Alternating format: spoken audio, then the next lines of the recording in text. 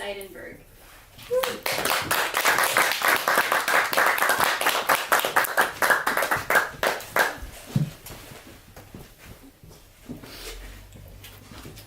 Thanks, everybody. That was really fantastic.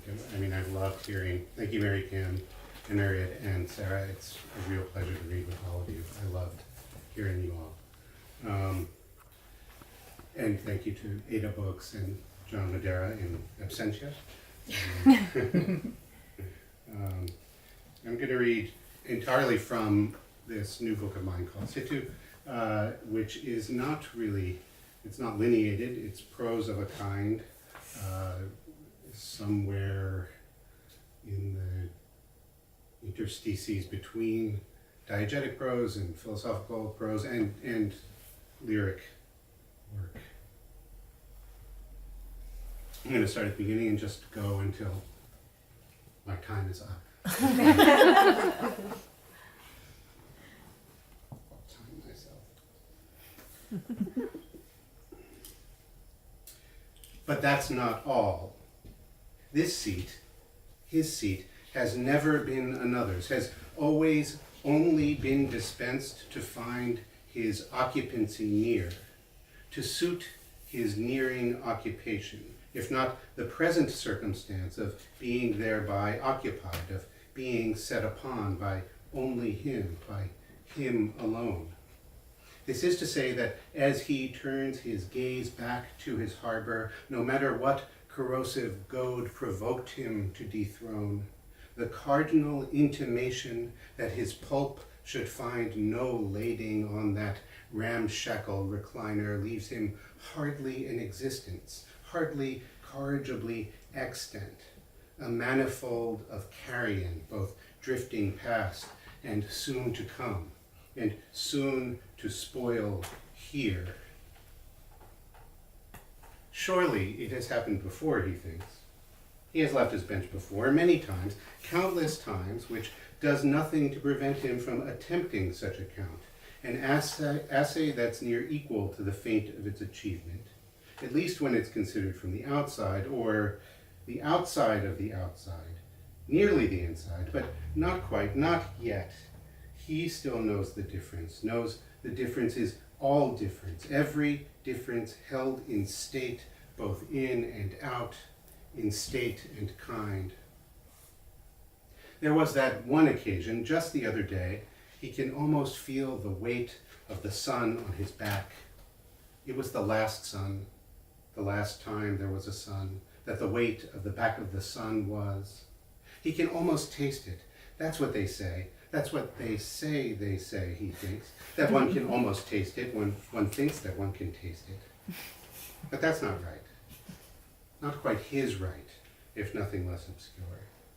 He thinks that if he manages to disregard all other sense, the less of it, the more of it, he thinks it could be all, then he can nearly cast himself back into that last Phoebus, perhaps the brightest double yet to simper through the burnished vault, the vaulting bar. Just the other day. The other day when he had, for example, left his bench for nothing less than the necessity of leaving his bench. And nothing more, perhaps.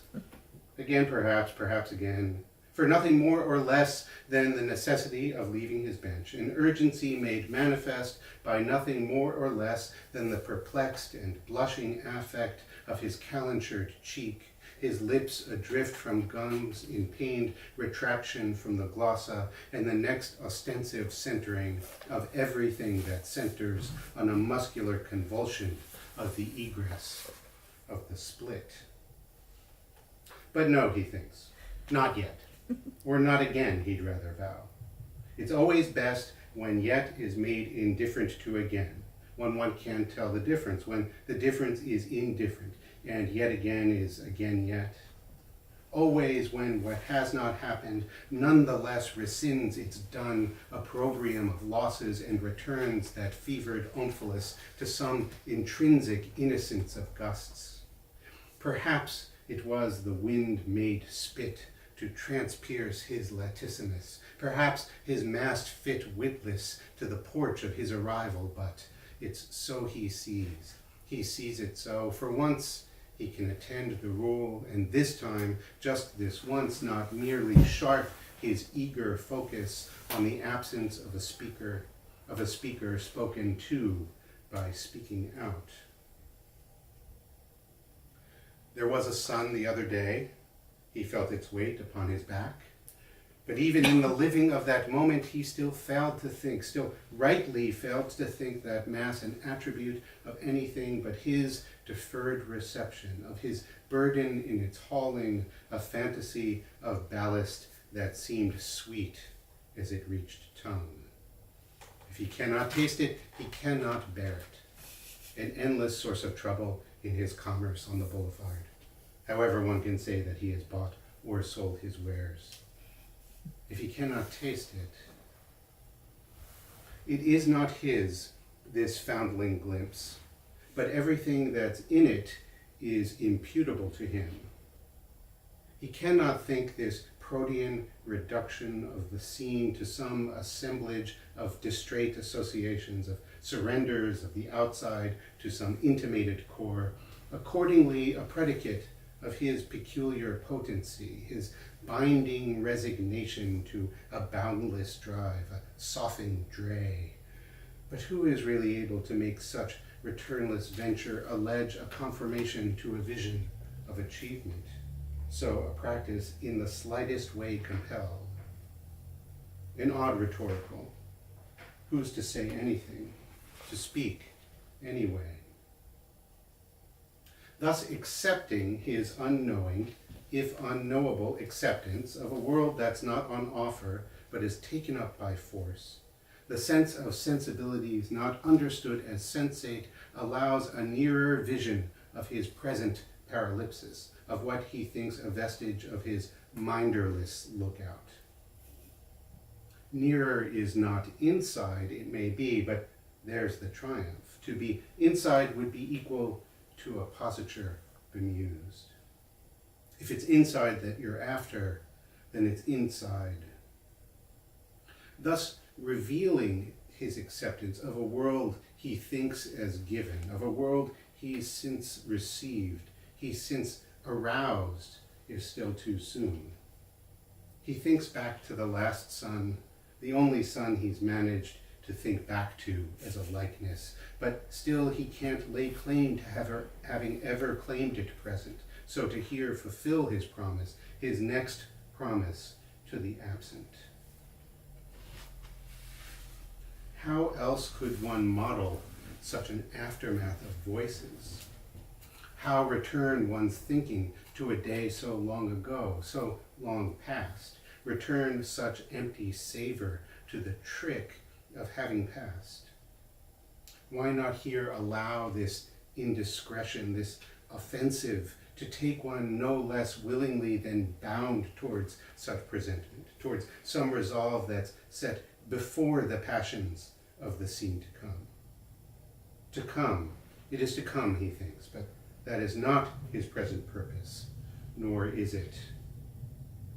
The last son, the only is the last son, and that passed long or short ago, whenever it played out within his inn, it doesn't matter. Whether it matters or not, that is to say, he knows it can't be known, if for no other reason than the fact that such a standard is precisely what's gone missing since it happened, since it last appeared. Without this subjugation to the discrepating shadows, some atmospheric median to measure up against, he knows that he can't hope to frame the passage of the hours, and without the passing hours, his days appear a nearly insurmountable expanse. Perhaps he can hope, but he doesn't. For him, it's proved impossible to cite what he's collected as a singular impression, as a summary dissemblance, without the sense of passing into typic pose. He remembers only that which is inestimably long ago, for the fact that if the estimate were obvious to him, and that is all that means, he thinks, that viscerous alterity of cherished modes, of modes held dear, then he'd recall the figure of such gustatory Ignis whenever it had slithered into happenstance, so had at some present time appeared.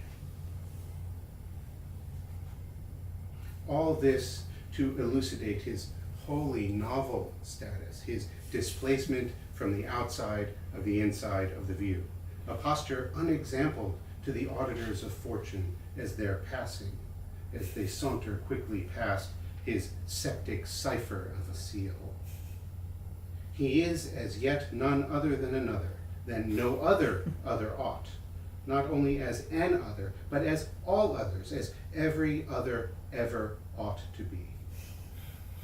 That some are as others ought is not his pressing problem, but of him, but for him. Enough. He's had enough. But such conditional satiety won't dissuade him from returning to a moment from which he'll soon forevermore depart, when once again the burden of a passing fancy passes into dilatory savor, the radiance coerce a squint from convalescent pupils, and the heat upon his neck impel the sweat to start. He can still recall that day as clearly as clear as this one, but he can see it clearer. It's not that it's more proximate, but that it's limned in greater detail, as a spotlight can illumine in an instant what's been hidden from the easy eye for centuries. When was it, he wonders?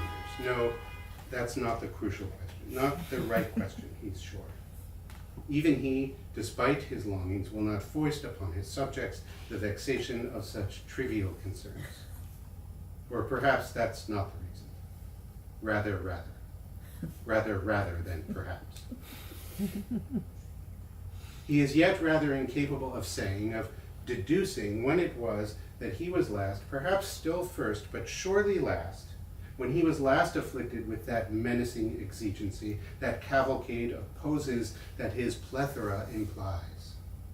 It would be foolish to assume the contradiction has escaped him, that such contraction of cross purposes, cross explanations, he believes, as though he might esteem his dreamy motive into some triumphant portrait of conditions not just borne out but derived, could slip by without notice, not by tongue or affectation, but by being likewise thrust into an unshared world.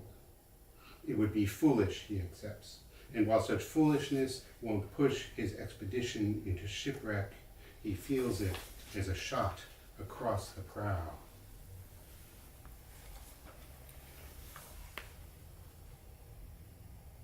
And neither is his pleasure what excites such restive purpose, what instigates his suppliants to such a feckless trove.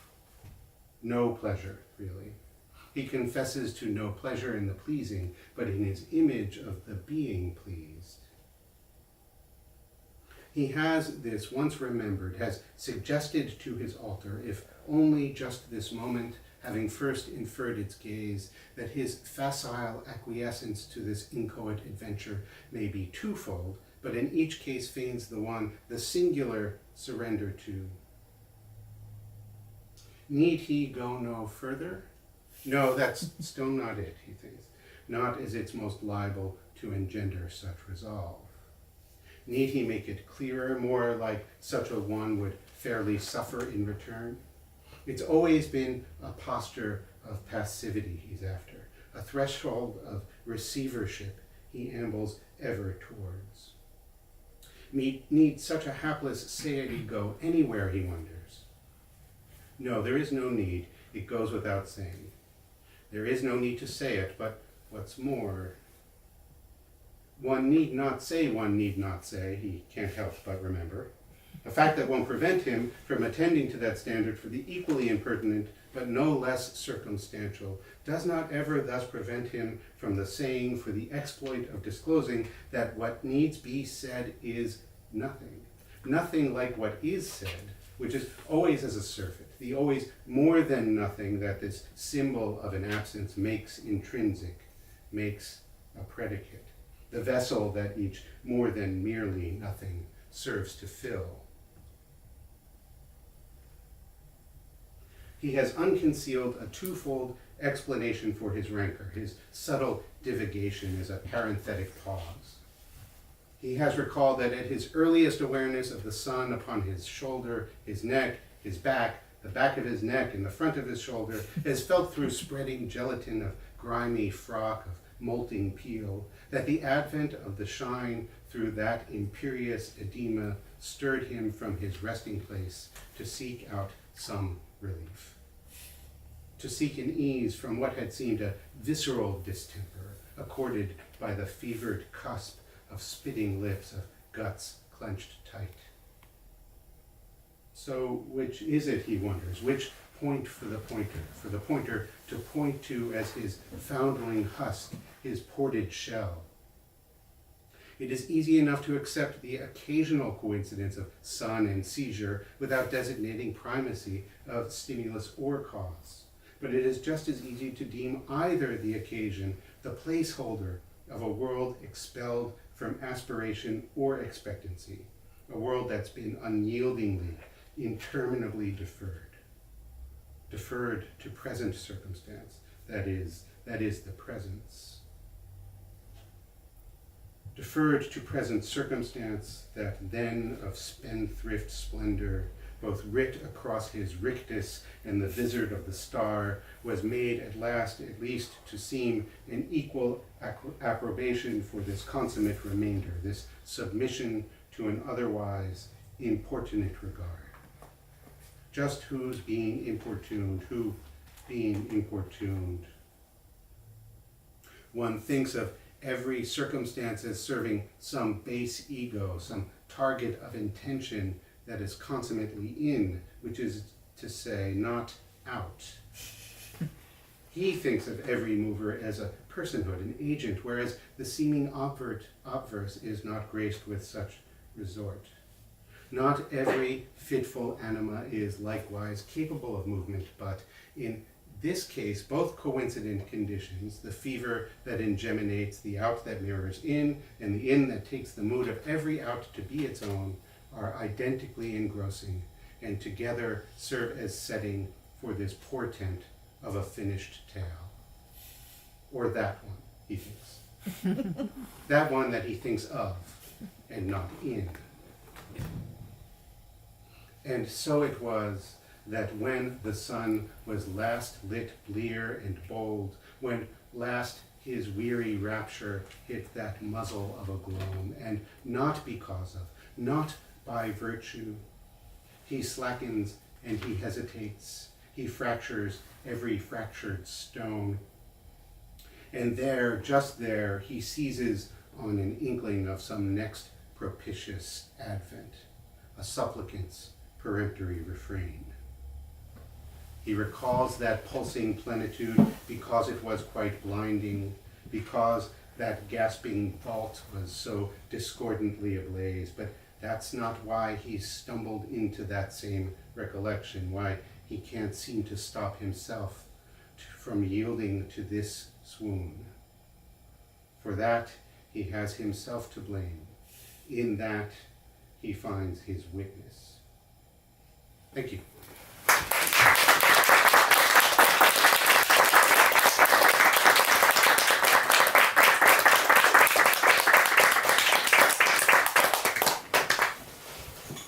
Thanks, Brent. Well, thank you all for coming out tonight. Thank you. And I have